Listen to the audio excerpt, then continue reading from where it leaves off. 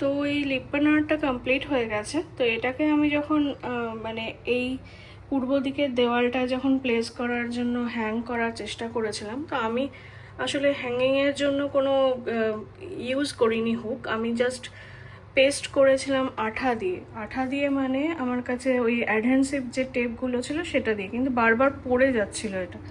তো সেই জন্য আমি এটা এখানে এনে এরকমভাবেই রেখে দিয়েছি মাটির সাথে লাগিয়ে। তো হুক কেনা হয়নি, হুক কিনে ওটা হুক দিয়ে লাগাবো। তো এই হচ্ছে গিয়ে আমার পূর্ব যে দেওয়ালটা ছিল, যে লিভিং রুমে যে পূর্ব দিকের দেওয়ালটা, সেই দেওয়ালের এই লুক।